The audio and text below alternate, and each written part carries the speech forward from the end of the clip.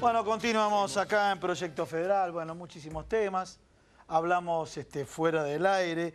Y bueno, vamos presentando a los invitados, ¿no es cierto?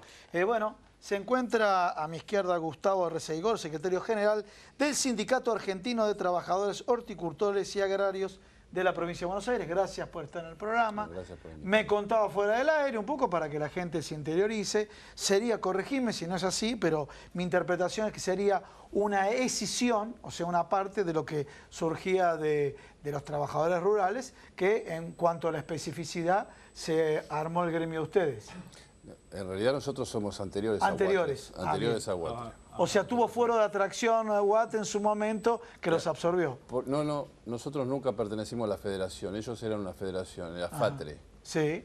Después se fue, en el 88, el MOMO formó Guatre. Claro. Nosotros ya existíamos, ya teníamos personería gremial en el año 75. Lo que pasa es, bueno, desde ahí que venimos a una pelea, desgraciadamente, porque las entidades son hermanas, pero bueno, viste, los dirigentes a veces no nos podemos poner de acuerdo. Bien, bueno, ya que no hablamos de acuerdo y demás, bueno, ahora sí, el título de adelanto, ¿no? Economías regionales, la horticultura. ¿Cuál es la fotografía del día de hoy? Y estamos en terapia intensiva. Terapia intensiva. Bien. Federico Bobrovsky también está con nosotros. Abogado previsional. Abogado previsional, bienvenido. Bueno, los jubilados también, absolutamente castigados, también terapia intensiva. Sí. También terapia intensiva, te haría una pregunta más. La reparación histórica, ¿qué pasó? Y bueno, la reparación histórica ahora está dando muestras de lo que muchos decíamos allá por 2016, que en realidad no iba a funcionar y que el único fin era el de pasar por atrás el blanqueo de capitales, digamos, que resultó en definitiva en que amigos del presidente y la familia del presidente pudieran blanquear 130.000 millones de dólares que supuestamente se iban a usar para pagar esa famosa reparación histórica, para terminar con los juicios de los jubilados. Nada de todo eso terminó sucediendo, iban a alcanzar a 2,5 millones de jubilados, terminó alcanzando menos de 1 millón, ahora hay 120.000 jubilados que están cobrando un aumento automático por esta reparación histórica que lo van a perder. Realmente, lo van a perder. Lo van a perder si no lo aceptan, digamos. Es una coacción terrible, de parte del ANSES, que además llama por teléfono, manda correos electrónicos. Hay un montón de estafas dando vueltas. Permanentemente salen en los medios de comunicación estafas de gente que se aviva y bueno, llama a los jubilados para que depositen una plata para que cobren la reparación histórica y resulta ser que, bueno, claramente no pasa eso. Así que difícil. Bueno, ahí pasamos a la otra parte del estudio, ¿sí? Si me permite, Héctor Polino, comenzamos por las damas, ¿puede ser, Héctor? Bueno, Mara Ruiz Malek, economista del Instituto de Trabajo y Economía de la Fundación Germán Abdala. A ver, la gente antes era especialista, no era especialista, pero terminó aprendiendo de las LEVAC. Ahora aparecieron las LELIC. Dice, estoy perdido, no entiendo nada, pero lo que sí entiendo es que este medicamento me va a hacer mal. ¿Es correcto? Exactamente. La LELIC, además de que la gente no la puede comprar, es decir, el que pensaba que podía ahorrar a estas tasas exorbitantes del 70%, la LELIC es exclusiva para los bancos, así que no hay más un instrumento de ahorro en pesos con una tasa atractiva. Además está arrastrando las tasas de interés del resto de los créditos a la alza y estamos viendo que el crédito se desploma. Y el único crédito que no se está desplomando, y que esto para mí es más grave todavía, son los adelantos, son las empresas que como no logran vender, sí o sí terminan recurriendo, a pesar de estas tasas, al sistema financiero, a un adelanto de cuenta corriente. La tarjeta de crédito es lo otro que no está cayendo tanto y las tarjetas decían cambió, no están gastando menos con tarjetas, pero cambió el sesgo. Ahora se compran más alimentos y medicamentos con la tarjeta de crédito. Es decir, la recesión es tan fuerte y la caída del consumo del poder adquisitivo es tan grande que aún a estas tasas hay quienes se están endeudando porque si no, no pueden seguir con su negocio o si no, no pueden comprar lo que necesitan para llegar a fin de mes. Terrible. Lo cual significa que dentro de unos meses vamos a tener una situación muy grave porque esto en algún momento se frena, en algún momento ya no puedo pagar. Bien, estamos con Héctor Polino. Héctor, bueno, a ver, yo comentaba fuera del aire y vos hacías unos comentarios críticos y demás. Sí, tengo un amigo que tiene una pizzería, como le va mal, ¿por qué no lo ayudamos y le damos 24 cuotas? Pero parece que a las empresas de gas le damos 24 cuotas de una tarifa ya cobrada. Yo estoy proponiendo que el secretario de Energía de la Nación haga un curso rápido, relámpago, sobre derecho administrativo. Bien. Porque con esta resolución que lamentablemente está avalando el propio presidente de la República, está demostrando que no entiende nada de lo que es el ordenamiento jurídico de nuestro país. Explícanos esto de las 24 cuotas. ¿Por qué tenemos que pagar algo que ya hemos pagado? A ver, hemos pagado la boleta del mes anterior, del anterior o del anterior. Es ridículo. Es por la ilógico. devaluación del peso Sí. que se produjo en el periodo 1 de abril, 30 de septiembre de este año. El dólar pasó de alrededor de 20 pesos a alrededor de 38 pesos. Ahora, los usuarios consumimos el gas natural en ese periodo sabiendo que el valor de la tarifa era determinada. Claro. Pagamos ese valor, se saldó la deuda con las empresas. Al tipo de cambio de ese momento también. Ya la tarifa en ese momento tenía el componente de la devaluación del peso que se había producido hasta ese momento, más una quita parcial del subsidio, que se lleva a cabo 2 veces por año, hasta octubre del año próximo, en que va a haber subsidio cero en todo el país, en las tarifas de energía eléctrica y gas natural, salvo las provincias patagónicas y Malargüe, el distrito de la provincia de Mendoza, que como hay más bajas temperaturas, mayor consumo, entonces la quita de subsidio se hace también 2 veces por año, pero en una proporción menor, y en esos lugares se llega a octubre del año 2022. Pero en el resto del país se va a llegar a octubre del año próximo con subsidio cero en las tarifas. Entonces, ¿ahora qué resolvieron? Que a partir del 1 de enero y en 24 cuotas, es decir, durante 2 años, con una tasa de interés que tampoco hoy sabemos que va a ser la del Banco de la Nación Argentina, en sus operaciones de crédito, tomando como base el sistema francés, se va a aplicar sobre esa deuda.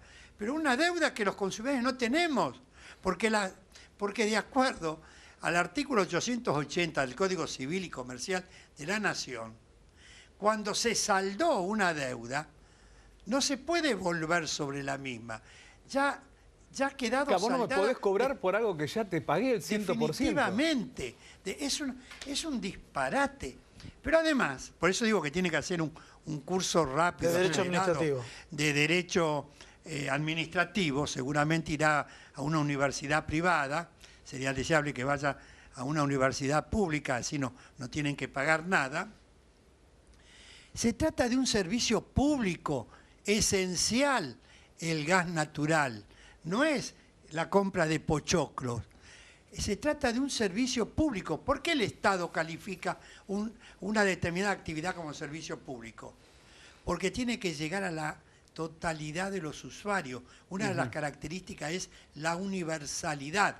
Y si hay usuarios que por sus condiciones económicas no pueden pagar el valor de la tarifa plena, el Estado tiene que subsidiarla, porque uno no puede prescindir del agua potable, de la energía eléctrica, del gas natural, del transporte público de pasajeros.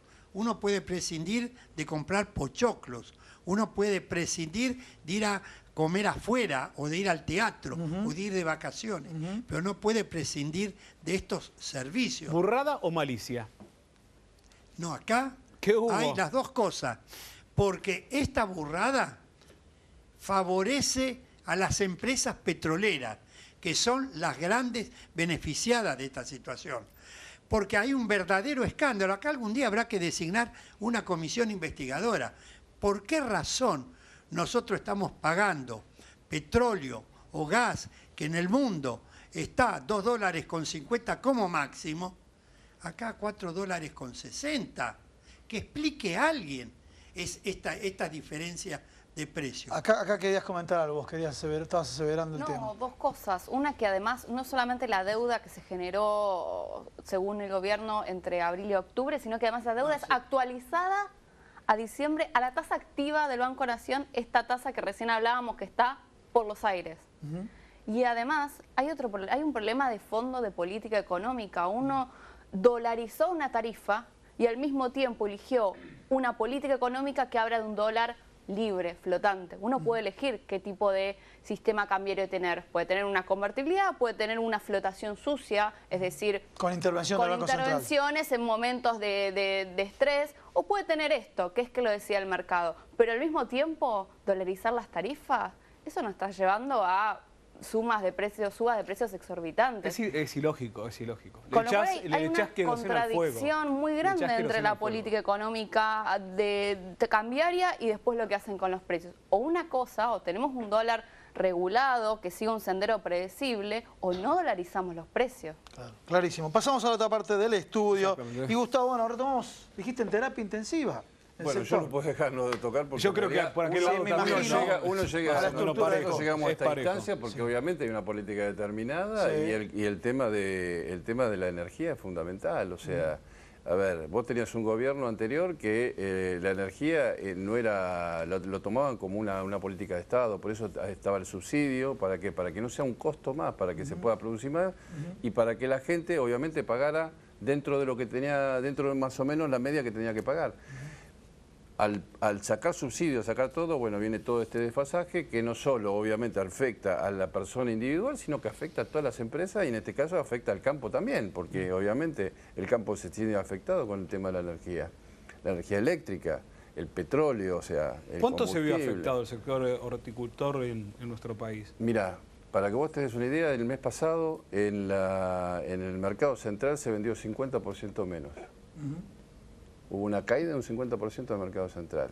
Esto quiere decir que obviamente la gente se está restringiendo en lo básico. En la frecuencia de compra de productos básicos. Es la comida, o sea, estamos en una situación gravísima. El otro día estuve reunido con muchos productores, viendo la situación, obviamente preocupado, porque nosotros representamos a los trabajadores, pero si los productores se caen, tengo cientos de trabajadores en la calle y estamos entrando en una temporada que es la temporada alta que empieza ahora en noviembre y me estaban diciendo que no saben si van a, o sea, esta campaña la hicieron, pero no saben si van a poder hacer la segunda campaña. Son 3 campañas, o sea, desde noviembre hasta mayo. Son 3 campañas en el año, a donde en el cordón productivo de La Plata vos producís más o menos entre 60 y 70%, por ejemplo, del tomate y el morrón que consume el país. Bien, ese es un dato, lo vamos a repetir porque es importante. Estamos hablando de la ciudad de La Plata. La ciudad de La Plata es casi el grueso. Tenés un pedazo y que provee al 70% del mercado El cordón nacional. verde más La Plata, Varela, y tenés otra porción que está produciendo bastante, no en estas cantidades, es Mar del Plata. Bien, en el 70%... Más o menos entre un 60 y 70% del tomate y el morrón que sale, que para todo el país sale de acá. ¿Y qué fotografía te llevas cuando de pronto, con nosotros como consumidores y demás, vemos, bueno, viene más barata de otro lado y se están en algunos productos, o sea, una gran cantidad de productos? 15 días atrás estaba entrando tomate todavía de Brasil. Y vos decís, es increíble que estemos... eso realmente es increíble. Pero está entrando tomate de Brasil. ¿Y cómo está? Bueno, y en definitiva, en síntesis, manifestaste por un lado la problemática de la estructura de costos que se hace insostenible. Por otro lado, manifestaste la caída de la demanda, lo que me comentaste del mercado central. Y bueno, ¿y cómo queda parado este escenario? No, el escenario, o sea, el panorama es totalmente, obviamente, negro. O sea, nosotros estamos sinceramente, con todas las luces prendidas porque no sabemos en qué va a terminar. ¿Y qué le dicen? Te estoy comentando que no se sabe si van a hacer la segunda campaña. Te estamos diciendo que empieza la cosecha ahora, termina en enero, en realidad tendrían que empezar a cosechar ya en noviembre, empezar a plantar para que cosechar en febrero, más o menos marzo, se empieza la segunda. ¿Qué le dicen desde el gobierno frente a estos datos? Porque estos datos son tangibles. El gobierno, acá, esto tiene tantas aristas, ¿viste? El gobierno es la otra parte, o sea, el gobierno que no tenemos un gobierno, obviamente, que se comprometa con los sectores, ni con este sector, ni con ningún sector. No tiene políticas de Estado con esto. Nosotros tenemos que estar mirando, hoy estamos mirando la producción, nosotros tenemos que estar mirando la exportación. O sea, estamos hablando de, si bien son economías regionales, tenemos capacidad de exportar. Claro. No lo hacemos porque no tenemos la asistencia que tiene que tener el sector desde el Estado, ¿me entendés? O sea, acá lo único que te fijas son en los commodities, o sea, las minas, la soja, el trigo, maíz, ¿me entendés? Y se acabó, o sí, o en el caso de las minas petroleras. Esos son los 5 o 6 parámetros que se fijan, y cuando hablas del campo hablas de eso nada más, hablas de la soja, son 3 productos. Y no ves todo lo demás, que donde encima vos generás mano de obra intensiva. O sea, nuestro sector genera O sea, para que vos entiendas, son más o menos entre 3 y 4 personas por hectárea que vos necesitas en plena cosecha. Bien. O sea, es mucha menos. O sea, dentro del sector agrícola, vamos a hacer, vos que sos el especialista, hagamos un ejemplo, la soja versus la horticultura, ¿no es cierto? Dijiste por hectárea 3, 4 personas. Sí. La soja puede tener uno solo y queda abandonado. No, es un tractor con una máquina nueva manejada satelitalmente. Bien. No necesita ni una persona. O sea, una persona en el comando. ¿viste? Sí, pero manejando varias, una superficie... Sí, una hectárea, varias. Uno escuchando todo esto que estás diciendo se pierde en el horizonte. Es realmente sumar, ¿no? Más allá de que tuvimos una primera etapa del programa donde decíamos tip para no estresarse, escuchar todo esto realmente a uno hasta te ofusca en cierta manera, por impotencia te genera. Nosotros venimos en el sector, si bien también tuvimos algunas diferencias en el gobierno anterior y yo particularmente lo tuve con Moreno, la verdad era que vos te quejabas, pero por lo menos ciertas cosas se conseguían, se fijaban, había subsidios, había... En realidad lo que yo quiero no es un subsidio, lo que a mí me gustaría para el sector es que se apliquen un montón de normas que nos aplican, que podamos tener la capacidad, ¿me entendés?, de mirar en nosotros como sindicato, ver a los trabajadores realmente tecnificados, que dan para esto. Hoy la industria nuestra se está dando en esto. O sea, hoy el trabajador, si vos ves en plena producción, o sea, no es la persona que solamente va y cosecha en la tierra o con un zapín, no. Hoy es otra cosa, o sea, vos ves los galpones, hay mucha maquinaria, vos tenés que los compañeros hay que como es enseñarles las nuevas tecnologías, cómo hay que producir, cómo es cuando se produce, cómo se hace el manejo de las nuevas máquinas que hay. Bueno, es un sector que da para mucho, pero no está explotado. No está explotado porque los productores en general se están cayendo. No les da, ellos producen a precio dólar y venden a peso. O sea, no podés producir así. O sea, está toda valorizada la economía de nuestro sector, toda. Bien, de economías regionales pasamos nuevamente a todos los temas sensibles de la sociedad, los jubilados y demás. Bueno, dijiste también que los jubilados estaban en terapia intensiva, que la reparación histórica terminó siendo de alguna manera un blef. Me hizo mucho más ruido el hecho de que... Lo estamos viendo, porque voy a trazar un paralelismo en las formas, no en el contenido, que lo que dijo, me refiero a lo que comentó Héctor Polino, se busca beneficiar al sector petrolero, ¿no es cierto? Acá, en definitiva, el objetivo primario era beneficiar a quienes blanqueaban dinero, que después por un decreto presidencial se incorporó a los familiares, que beneficiar a los jubilados, ¿no? Sí, sin duda, y no solamente eso. Digamos, hubo el año pasado, fin del año pasado, en 2 oportunidades se intentó, la segunda vez se logró hacer la reforma de la ley de movilidad, casi con una guerra civil afuera del Congreso. Digamos, ahí empezó para el gobierno, me parece, desde lo político, a entrar en un terreno más complicado. Digamos, hasta ese momento la cosa no les había sido tan complicada, pero a partir de ese momento se evidenció que sí.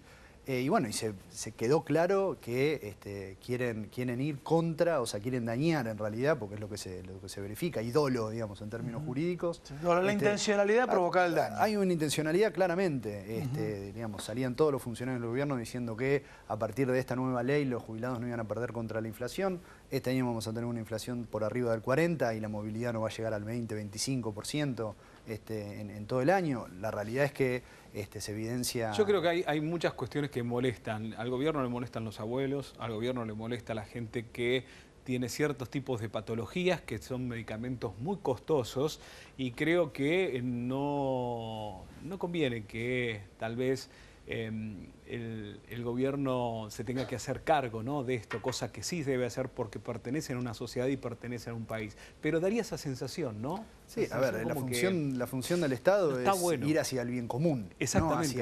¿No? Hacia los intereses de un pequeño sector de la población que además son los más beneficiados, digamos, de un punto de vista económico. Bueno, está claro cuál es la idea desde ese punto, y el problema que tenemos es que cuando se empieza a romper la seguridad social, o sea, la seguridad social desde un punto de vista teórico, lo que hace es mantener a la clase media, digamos, es una red de contención para que las clases medias en algún momento que suceda alguna contingencia social, esa persona, un trabajador, pueda seguir teniendo un ingreso, digamos. Antiguamente quien no podía ir a trabajar porque estaba enfermo no percibía el jornal, digamos, de ahí viene la idea de del salario, digamos. Bueno, la seguridad social viene justamente a tratar de que haya una movilidad social ascendente y no hacia abajo. Lo que estamos verificando ahora, cuando esa red de contención empieza a tener agujeros por todos lados, es que la gente pasa de ser clase media a clase media baja y después clase baja. Aumentan los pobres, aumentan los indigentes. Y en el corte se había mencionado un poco lo que está pasando en Brasil, digamos, con Bolsonaro y esta reaparición de... Bueno, en los años 30, digamos, pasó un poco eso, ¿no? Con la Segunda Guerra Mundial y demás. El nazismo surge por eso. O sea, la seguridad social viene de alguna manera también a poner un freno ante estas situaciones. O sea, parece mentira, pero es así. Bueno, muy bien. Paso a la otra parte del estudio. Mara, escuchamos tema previsional y yo te lo voy a relacionar con el Fondo Monetario Internacional. Parece, vamos a ver, por ejemplo, el último sería Grecia, ¿no es cierto? Pero sí es una constante en la cual el Fondo Monetario Internacional toma como partida y variable de ajuste a los jubilados, a los abuelos. Exactamente. Ya en el artículo, cuando el fondo vino a hacer la revisión en 2016 de la economía argentina, ya en ese momento recomendaba subir la edad jubilatoria, cambiar la fórmula de movilidad por una que esté ajustada solo por la inflación, y es lo que el gobierno hizo. Digo, eso que el gobierno hizo estaba pedido por el fondo en 2016, incluso antes de que se hiciera cualquier acuerdo. Antes de ir a pedirle plata ya habíamos hecho parte de los deberes de cambiar la fórmula de movilidad. Y obviamente el fondo recomienda cambiar todo nuestro esquema de seguridad social. Y el gasto del Estado o la inversión del Estado, un 40 y pico % son jubilaciones, y si uno incorpora el resto de la seguridad social, las asignaciones familiares y otras transferencias, estamos arriba del 50%. Es decir, que si uno quiere hacer un ajuste fiscal como el que quiere hacer el gobierno, en algún momento va a tocar la seguridad social. Ya lo hizo bajando el gasto en jubilaciones cuando modificó la movilidad jubilatoria. Pero yo creo que la madre de todas las batallas del año que viene va a ser la reforma de la seguridad social. En la ley de reparación histórica no solamente pusieron el blanqueo, también pasaron por la ventana que en 2019 iba a haber una comisión del Poder Ejecutivo, porque no involucraron al Congreso, que revise nuestro sistema de seguridad social. Entonces yo creo que el año que viene vamos a ver cómo está el clima electoral, si se animan, pero creo que va a ser una gran batalla. ¿Qué hacemos con nuestra seguridad social? Y sí, discúlpame a tu comentario solamente, y continúa con lo tuyo, por favor.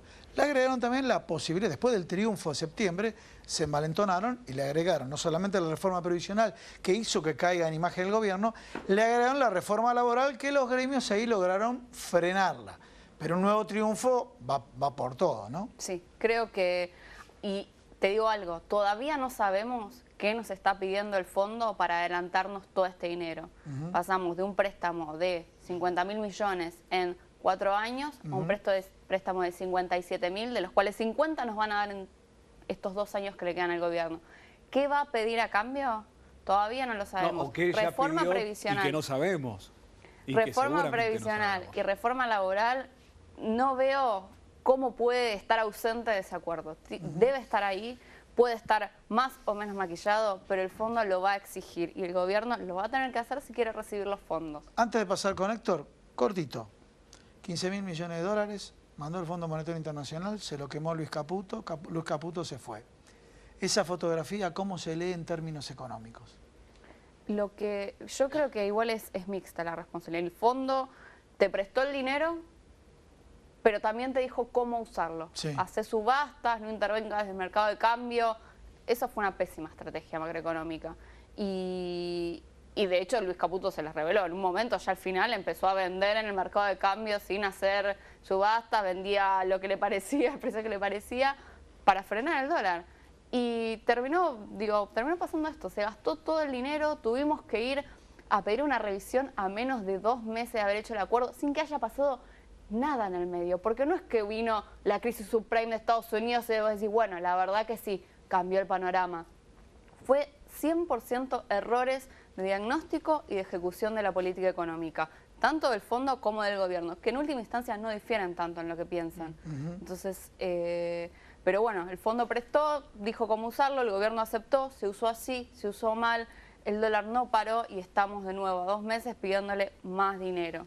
Héctor, ¿cómo ves vos cuando dicen algunos economistas neoliberales y el problema de Mauricio Macri, que el ajuste que fue gradualista, que no hizo shock? Y vos me estás hablando, bueno, cada vez que comentás algo en el programa son todas políticas de shock, no gradualistas, ¿no? Exactamente. Primero quiero decir lo siguiente. Se utiliza mucho el argumento que pagábamos tarifas regaladas que equivalían a un café con 2 medias lunas, y cómo podía ser, pobres empresas. ¿Dónde fueron a parar los cuantiosos subsidios que pagó el Estado a la energía eléctrica, al gas natural? ¿Qué empresa amenazó con rescindir el contrato de concesión porque el servicio, el negocio no era redituable? ¿Qué empresa amenazó con irse? Ninguna. No. Porque las ganancias fueron escandalosas. Escandalosas. Y ahora, si fueron escandalosas, ¿cómo lo llamas ahora? El día que se investigue el tema de los servicios públicos y los subsidios, va a haber que construir previamente una cárcel, porque las que están no van a dar abasto. Además, quiero decir lo siguiente. Hoy no solo nos preocupa el tema de que tenemos que pagar retroactivo y todo está focalizado ahí, me parece muy bien, y tenemos que lograr la anulación de esa medida. Bien. Pero lo que no ha trascendido mucho es que a partir del 1 de octubre se produjo un nuevo aumento en las tarifas, que estuvieron diciendo todo el tiempo antes, previo, que iba a ser entre el 30 y el 35%. Resulta que hay provincias como la de Córdoba y Mendoza, donde el aumento llega al 100%. Y en el área de concesión de Metrogas, Ciudad de Buenos Aires y el conurbano bonaerense, la principal empresa distribuidora, en los consumos menores, R1, R2, el aumento va entre el 56 y el 60%. Y se estableció un criterio retrógrado. El aumento, el porcentaje de aumento es mayor en los consumos menores. Y en los altos consumos, el porcentaje de aumento es del 15%. Se va bajando de entre el 56 y el 60%, se va bajando y se llega a los que consumen muchísimo, el 15%. Un concepto retrógrado. Pero permitime esto, porque la ministra de Desarrollo Social, cuando le preguntaron los periodistas sobre la tarifa social, dijo, no se toca, se tocó. Y voy a decir cómo se tocó. A ver. La tarifa social, como hay 8 empresas, cada empresa tenía su propio cupo de tarifa social. Algunas tenían 75 metros cúbicos, otras 86, otras 80. Tomemos como promedio 80 para que se entienda. Lo explico simplemente. El gobierno subsidiaba ese primer bloque de 80 metros cúbicos. Subsidiaba el valor del gas en boca de pozo, el gas propiamente dicho. ¿Y el usuario qué pagaba? El 10% a la empresa transportista, el 15% a la distribuidora, el 21% de IVA, más los ingresos brutos, era aproximadamente el 50% de la tarifa. Y subsidiaba el 100% del otro 50%. Pero había un segundo bloque, donde el Estado subsidiaba del valor del gas el 75%. Y el usuario pagaba en ese segundo bloque el 25%. Claro. Pues bien, este segundo bloque, a partir del 1 de octubre, fue eliminado. Y el primer bloque, que era promedio 80 metros cúbicos, se redujo a 16. Prácticamente nada. A ver, ¿puedes explicar a la gente 16 metros cúbicos qué significa en consumo? Y significa tal vez una hornalla, depende de qué cantidad de tiempo lo tengas por día, es nada, 16 metros cúbicos. Y además, a partir del 1 de octubre, se eliminó la bonificación de la tarifa de un 10% para aquel usuario que hacía una economía de un 20% menos, consumía 20%, en relación al mismo periodo del año 2015. Esto se eliminó a partir del 1 de octubre. Y a partir del 1 de octubre se eliminó las bonificaciones que tenían las entidades de bien público.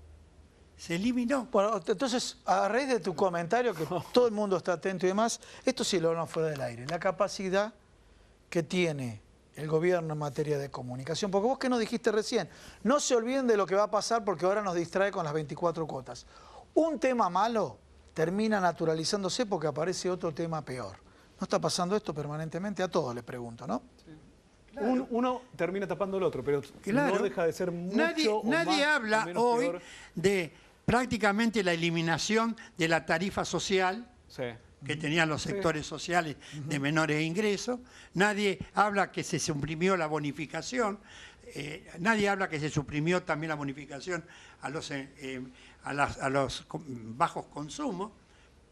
Entonces, acá el tema es que se está violando descaradamente los argumentos, los principios que estableció en un fallo histórico la Corte Suprema de Justicia de la Nación en el mes de junio del año pasado, cuando anuló precisamente el tarifazo.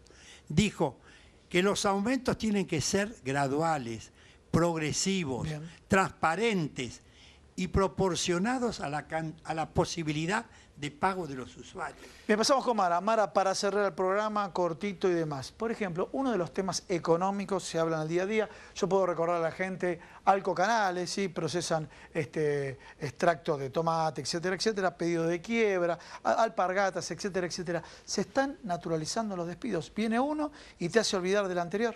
Exactamente, y esto sí es un cambio muy fuerte en la política económica, porque empresas y problemas económicos venía viendo, digo, incluso desde 2011 que nos chocamos con que cayó el precio de la soja, con que Brasil entró en recesión, digo, la economía venía con problemas, pero había una política económica y una política social y del Ministerio de Trabajo muy fuerte de acompañar los despidos. Si había un despido y había que ir al Ministerio de Trabajo, estar atrás, hacer el procedimiento de crisis. Que no sea tan fácil. Exactamente. Hoy hay un vía libre y entonces la empresa, a la primera dificultad, bueno... O suspende, o adelanta vacaciones, o despide. Y esto se está viendo en el mercado de trabajo, es terrible. Tenemos que cerrar acá, por favor.